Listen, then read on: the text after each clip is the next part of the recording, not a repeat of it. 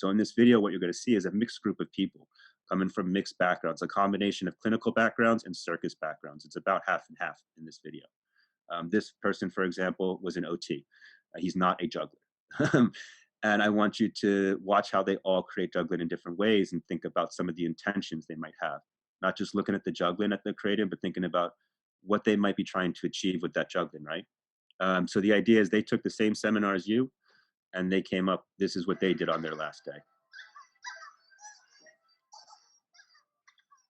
Activity has sound, that's music. When you start to understand the theories with two individuals, it's very easy to expand them to any amount of individuals, right? Sequence in relationships, right? Theory of process formations, it's everywhere.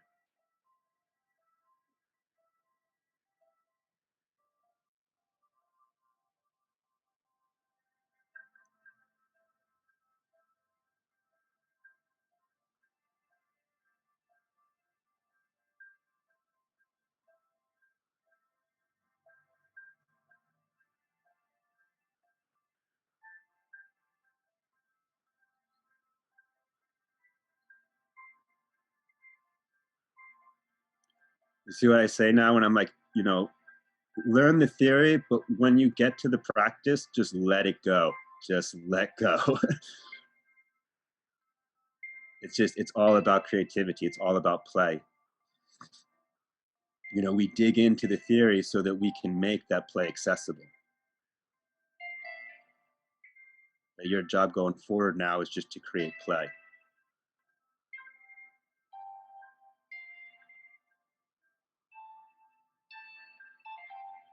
This solo social activity, it still confuses me why people will sit there for so long doing that one game. Like they don't get bored of it. You know, it's very social. I think it really, you know, when you play that game, you're with that person. And I think a lot of people enjoy that part of it because the stimulation itself, I don't feel it justifies the amount of interest I see with that activity. You know, like with the juggle board, when I'm facilitating, I got to give you a lot more stimulation to keep you like focused. But then when you go to that social environment, like I have so much attention with like not much material. It's a strange thing. And even in that, like all those educators, they start playing that game and they just love it. It's really, it looks more like dance. No, it looks like they're dancing. Here, so here's a group from Costa Rica.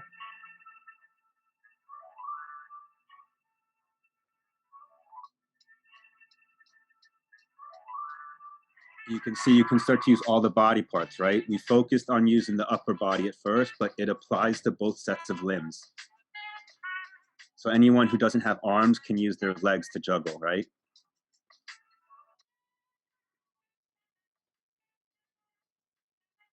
And that all those, you can see, like, start to evaluate, are the objects in motion? Are they static?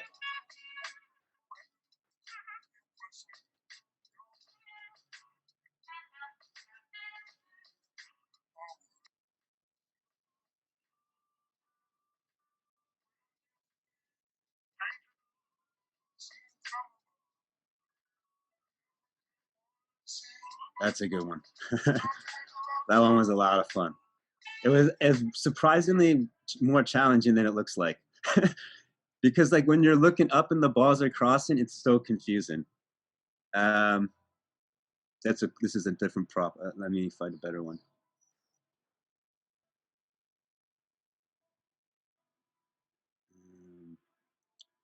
We had some good times in Mexico, that's for sure. Yeah, who doesn't have a good time when they go to Mexico, right? What else can I show you? Some simplicity. This is a good example of increasing the scale. So at the beginning, we focus, you know, really on this micro understanding of the space, but it can expand infinite in scale, you know? So this is a situation, this is a 5-point sequencing map, and me and Josefa are juggling people. You know, think about like all this such a simple game to play. Like maybe you've even played a game like this before, right? This is like a game, but the only thing I'm doing is adding those sequencing relationships. I'm creating choreography just by communicating through touch. So that's an example of like going up in scale. Okay, now I know what the video will show. It's the Prague people. Everyone has a good time in Mexico, but Prague, those guys are really onto some social circus. Like their pedagogy there is like they're riding a wave. You should check those guys out. So this is my seminar from Prague, and I want to show this because they really applied this concept of using all the space. They were really good about that, like changing your location in space, not just making it about where your hands are in relation to your own body, but where you are in relation to other things and other people. You know, so it's all about developing spatial awareness and super fun and silly and so easy to put this material into shows. Like imagine you have a youth project, so much creativity. That prop was built by a blind man so that he could process site swap notation. Look at this thing. This guy, every lane, the ball will roll. The center two lanes, the ball rolls for exactly 3 seconds. The next one, it's 4 seconds, and the other one is 5 seconds. It's a prop that allowed him to explore site swap notation, and he thought of it himself.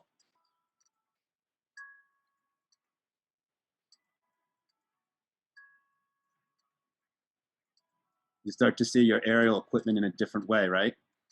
This is one of my favorite examples because these two boys, like they're acrobats, right? They weren't so interested in the juggling. And when they start to understand that they could make the juggling big, like this is how they wanted to express. They wanted to use their whole bodies. So now they have a way to do that. Like that was a super intense way to juggle. It gets tiring really fast, but that was their way to juggle. You know, so I think that's like such a embodiment of what I'm talking about. Allowing them to choose which form of expression is best for them.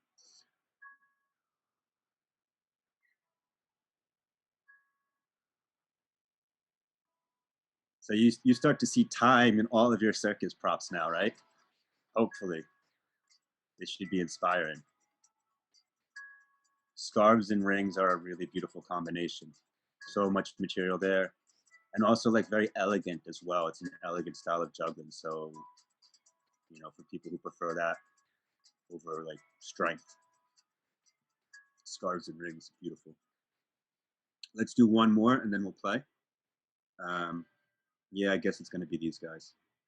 These guys are still my best. I don't know. These videos are really good. So this is in another city in Czech Republic.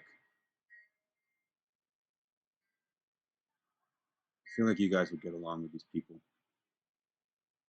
And really, I just want you to see just like the different abstract applications of the same idea, right?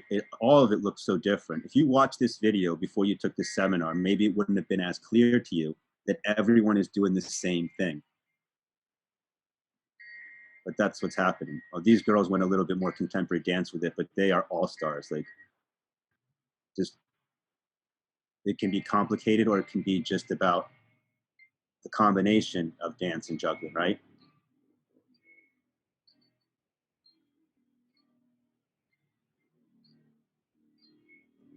That was another thing that was harder than it looked like.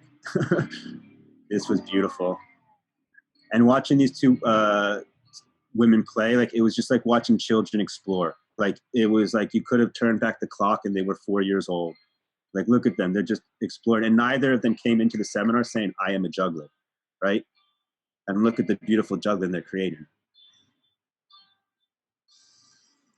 I'm not sure about this one, but I liked it anyway.